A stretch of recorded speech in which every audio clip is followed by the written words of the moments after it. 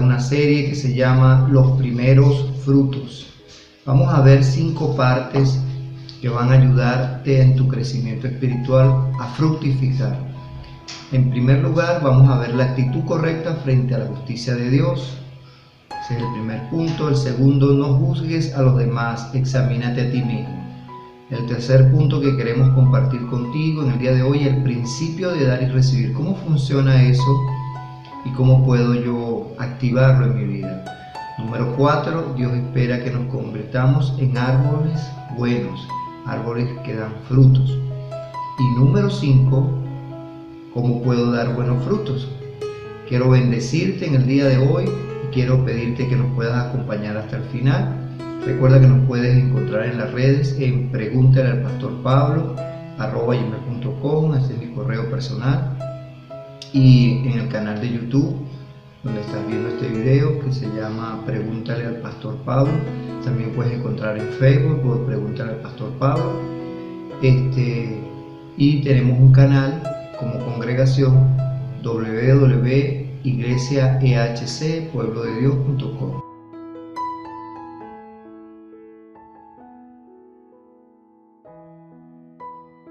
En el día de hoy voy a estar combinando varias versiones para ver este primer punto. Quiero que nos concentremos en el día de hoy en este primer punto, que va a ser de bendición. Está en Lucas capítulo 18, versículo 9 hasta el 14.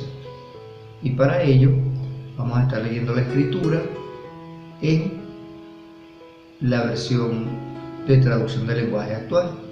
Mira cómo dice la escritura. Una vez Jesús estuvo hablando con unas personas que se creen muy buenas y que siempre están despreciando a los demás.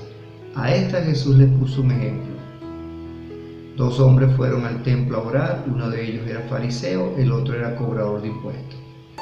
Puesto de pie el fariseo oraba así: Dios, te doy gracias porque no soy como los demás hombres. Ellos son ladrones y malvados y engañan a sus esposas con otras mujeres.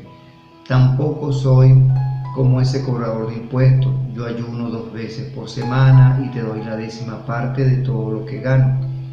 El cobrador de impuestos, en cambio, se quedó un poco más atrás, ni siquiera se atrevía a levantar la mirada hacia el cielo, sino que se daba golpes en el pecho y decía: Dios, ten compasión de mí y perdóname por todo lo malo que he hecho.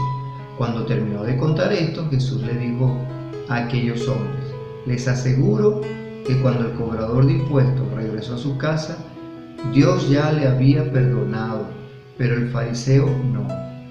Porque los que se creen más importantes que los demás son los menos valiosos para Dios.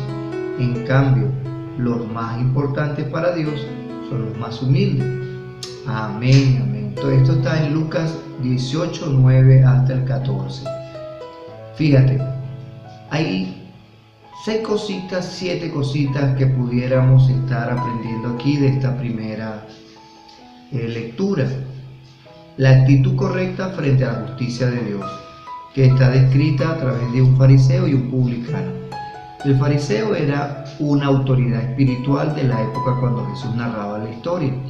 El publicano, como aparece en la traducción del lenguaje actual, era un cobrador de impuestos, una persona que a través del sistema que el sistema romano le daba, él podía aumentar la cuota obligatoria que debía entregar al fisco, y con la diferencia, cada uno de los recaudadores y de las distintas jerarquías podían obtener su lucro, y ellos tenían la libertad de cobrar lo que estuviera a bien a ellos cobrar. Entonces, la razón de esta parábola es para describirte a las personas que se consideran a sí mismas como justas delante de Dios. Fíjate que la traducción del lenguaje actual, muy bien, a diferencia de Reina Valera y otras, les dice que estuvo hablando con unas personas de esas que se creen muy buenas y que siempre están despreciando a los demás. Entonces, en este primer punto, ahora que tú eres una persona cristiana, Dios te está diciendo: tú no puedes despreciar a las demás personas. Es más, Santiago dice que nosotros no debemos hacer acepción de personas, que no debemos tener favoritismo con ninguna persona. que no debemos considerarnos justas delante de Dios y despreciar a otras. Personas que menosprecian a otras, se consideran mejor que ellas y que merecen mejor trato. ¿Eres tú una persona que consideras que debes tener los primeros puestos, que debes tener la preferencia en los lugares, que a ti te deben atender primero y los demás esperar aunque ellos están haciendo su cola? ¿Eres así? Pues bueno, Dios a través de historia te está diciendo que ahora que tú has aceptado a Cristo, debes cambiar esa actitud. Jesús rechaza a las personas que están más pendientes de compararse con otros hombres, otras mujeres, según sea el caso, o con otras personas, en lugar de presentarse delante de Dios reconociendo su condición de pecador. Y en nuestra historia, fíjate que hay un contraste que Jesús lanza allí bien severo. En primer lugar, pone al fariseo, al hombre público, al hombre respetado, al hombre con conocimiento, estudios. Ambos podían ser personas estudiadas, mosca con eso, ¿no? Pero el fariseo tenía un prestigio social, mientras que el publicano o cobrador de impuestos era despreciado en esa cultura. Ahora el cobrador de impuestos podía ser muchísimo más rico que el fariseo. Pero en el contraste que se nos presenta acá, el fariseo está de pie. Eso es en el versículo 11, si lo estás viendo en tu Biblia. Y en el caso del cobrador de impuestos dice, se quedó un poco más atrás. Ni siquiera se atrevía a levantar la mirada hacia el cielo. Mientras que en el caso del fariseo dice, oraba así. Hay otra versión que dice, puesto en pie, oraba consigo mismo de esta manera. ¡Wow! Oraba consigo mismo. O sea, en vez de estar hablando con Dios, tú pudieras estar hablando contigo. Y sí, hay personas que en vez de estar hablando a Dios cuando están orando públicamente, y eso es lo que a partir de esta lección quiero que tú corrijas, tú no vas a estar dando un discurso, no vas a convencer a las personas cuando tú estás orando en público. Tú, si te mandan a orar, tú vas a representar a ese pueblo, a hacer una petición, a hacer una intercesión, a clamar, a orar, a pedir delante del trono de Dios en función de lo que te están pidiendo. ¿Cómo tú vas a orar? Tú te diriges a Dios Padre. Así oraba Pablo, así oraba Jesús. Al Padre, en el nombre de Jesús, porque toda oración debe ser encomendada a Jesús. Y lo que tienes que pedir, a Jesús no lo vemos haciendo argumentos, y aún puede ser que me presentes el caso de Lázaro. Sin embargo, él lo hizo para traer gloria al Padre, para que las personas pudieran entender que Dios había planificado ese evento. Dios había planificado que eso iba a suceder.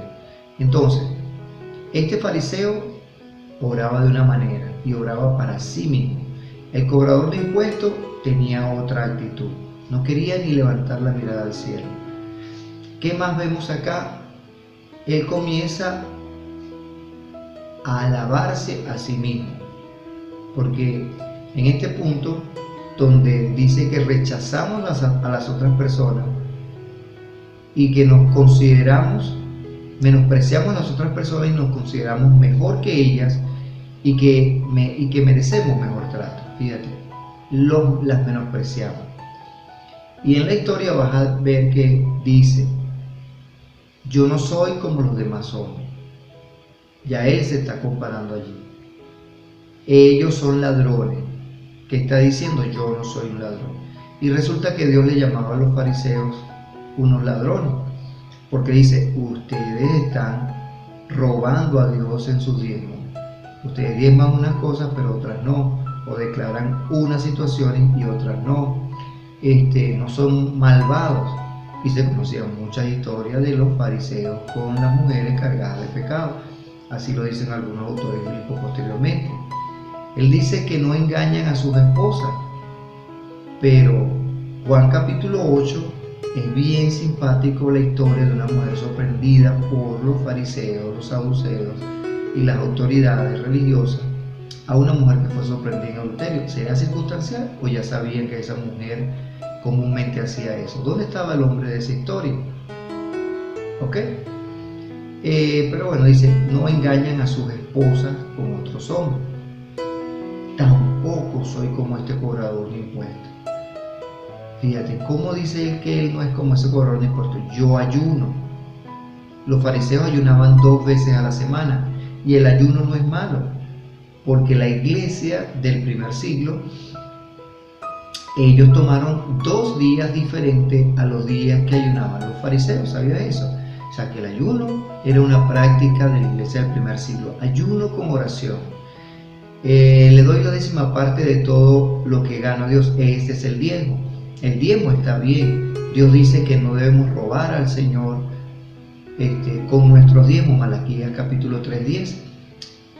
Y eso es un texto que, aunque es del Antiguo Testamento, Jesús reafirma en el Nuevo Testamento y en los Evangelios que bueno es hacer esto sin dejar de hacer aquello, refiriéndose a la misericordia y otros 2 aspectos más. Y el otro contraste es con los diezmos. Entonces, este hombre está enumerando un conjunto de aspectos donde él se está dando mérito. ¿Por qué? Porque los fariseos creían que la salvación se obtenía a través de los méritos, se obtenía a través de las obras. Es lo que cierta iglesia les llama gracia santificante, donde creen que a través de la suma de distintas acciones vas a obtener una justificación, un perdón de tus pecados. La verdad es que el perdón de nuestros pecados, y quiero que te quede muy claro desde el comienzo, el perdón de nuestros pecados no depende en primer lugar de nosotros, porque todos nosotros somos pecadores, según dice Romanos capítulo 3. El perdón de nuestros pecados depende del Cordero de Dios que fue inmolado. ¿Quién es el Cordero de Dios? Apocalipsis lo dice claramente, Juan capítulo 1 lo describe, y allí el Cordero de Dios que quita el pecado del mundo. Entonces Jesús es el Cordero de Dios que puede quitar tu pecado. Él murió siendo el justo por los injustos para llevar muchos hijos a la gloria. Cuando tú asumes eso, ves otra actitud. El fariseo necesitaba tener mérito. La salvación no es un premio por las cosas buenas que hayamos hecho, dice la Nueva Traducción Viviente en Efesios capítulo 2, versículo 9. Entonces la salvación no es un premio por las cosas buenas que nosotros hayamos hecho. Entonces, la salvación es por gracia, se obtiene y se activa a través de la fe de la persona. La fe viene por el oír y el oír la palabra de Dios, diría la Reina Valera. Más el original te va a decir que es la palabra de Cristo, es una mejor traducción. O sea, es el rema de Cristo que viene a tu vida, que el Señor imparte, que te hace a ti comprender, esto es la verdad. Porque Jesús dijo, yo soy el camino, la verdad y la vida, ninguno viene al Padre sino por mí. Ok, entonces, como punto C, Jesús rechaza a las personas que están más pendientes de compararse con otros, que en lugar de presentarse delante de Dios como su condición de pecador. Y en nuestra historia, fíjate que el cobrador de impuestos dice, mirando al cielo, se daba golpes en el pecho. Esta era una actitud que ellos acostumbraban como a dar de pesar. Señor, mírame a mí, soy un pecador. Pero no es que significa que tienes que estar dándote golpes y azotes como en algunos siglos después cierta iglesia estuvo practicando. No, Dios, ten compasión de mí. Es decir, cuando tú vienes al Señor, que te ama, vimos en la primera sección de todas estas lecciones que te hemos estado dando sobre el hijo pródigo, sobre el amor del Padre, todo eso, que pues te remitimos a que estudies esa sección de todo tu desarrollo de la escalera de la bendición. En este tiempo te estamos hablando de los primeros frutos, es decir, desde ya tú te tienes que convertir en un cristiano que esté pendiente de fructificar. Ok, entonces la siguiente parte dice, ten compasión de mí y perdona todo lo malo que he hecho. Wow, aquí hay un ejemplo maravilloso Si tú no has orado, estás simplemente viendo este video, quieres indagar, tienes curiosidad sobre, bueno, ¿qué está enseñando ese señor ahí, ese pastor? Bueno, fíjate, para recibir el perdón de nuestros pecados, debemos tener la actitud del cobrador de impuestos, de este hombre que le llamaban publicano, ese hombre despreciado, pero ese hombre que tenía dinero. Podríamos compararlo como hombre de negocio o en cierta institución que era muy rentable. Aquí nos está diciendo que este hombre está reconociendo su pecado. Él está reconociendo que él hacía lo malo. Si tú y yo no reconocemos que somos pecadores, que hemos hecho lo malo, que nuestra vida no puede ser justificada delante de Dios ni ser encontrado santo, justo delante de Él, por lo que nosotros hacemos, no vamos a recibir el perdón. Y fíjate que al final dice, cuando terminó de contar esto, Jesús le dijo a aquellos hombres, les aseguro que cuando el cobrador de impuestos regresó a su casa, Dios le había perdonado. En esta versión, que es Reina Valera actualizada, dice, os digo que este descendió a casa justificado, porque la justificación es establecer el pago necesario para ser cancelado tu pecado o ser encontrado justo, mejor entendido por las personas. Es decir, tú saldas cuenta, tú te encuentras que ya puedes tener un boleto de entrada, porque hay un boleto de entrada a la vida eterna, porque todo el estudio de la Biblia te debe llevar a un elemento central. Un día, tú y yo vamos a morir. Todos los hombres algún día van a morir. Ahora muere tu cuerpo, el cual un día va a ser resucitado. Pero ese cuerpo que un día va a ser resucitado, junto con un espíritu que forma esa unidad, te levantarás de los muertos. Ahora, el que está inscrito en el libro de la vida va a tener una resurrección para vida. Pero el que no esté inscrito en el libro de la vida va a tener una resurrección para muerte, como dice Apocalipsis capítulo 20. Eso puedes ir allá y después que termines esta sección y lo puedes ir a leer, y así está. Todo Apocalipsis 20 nos habla de eso, de la resurrección de los muertos cuando Cristo regrese. Después que en Apocalipsis 19 nos habla de las bodas del Cordero de Dios y que Jesús regresa a establecer su reino o su milenio sobre esta tierra con su iglesia y regresa con sus ángeles. Pero eso es una sección que te voy a enseñar más adelante en esta escalera del aprendizaje. Pero dice que en el caso del fariseo, él regresó no justificado, pero el fariseo no. Y él dice, porque los que se creen más importantes que los demás son los menos valiosos para Dios. En cambio, los más importantes para Dios son los humildes. Esta versión dice, porque cualquiera que se enaltece será humillado. Establece una ley. Y el que se humilla será enaltecido. Pero me gusta mucho cómo podemos combinar estas dos versiones para darte profundidad y claridad. Es decir, Dios valora mucho a la gente humilde, la gente que se humilla, la gente que no se enaltece, la gente que no es fanfarrona, la gente que no está diciendo, Dios, yo he hecho esto, he atendido a mi mamá, soy un buen trabajador, yo voy a la iglesia, yo doy mi diezmo, mira, yo no soy un delincuente, yo no soy bebedor, bueno, yo tengo allí un lugar al lado de San Pedro. No, debemos tener entonces la humildad de el publicano que se arrepintió. Ok, entonces, recapitulando esta primera parte, entonces, la razón de esta parábola es para describir a las personas que se consideran a sí mismas como justas delante de Dios. B, las personas que menosprecian a otros y se consideran mejor que ellas y que merecen mejor trato. Jesús rechaza a las personas que están más pendientes de compararse con otros hombres en lugar de presentarse delante de Dios, reconociéndolas su condición de pecadores.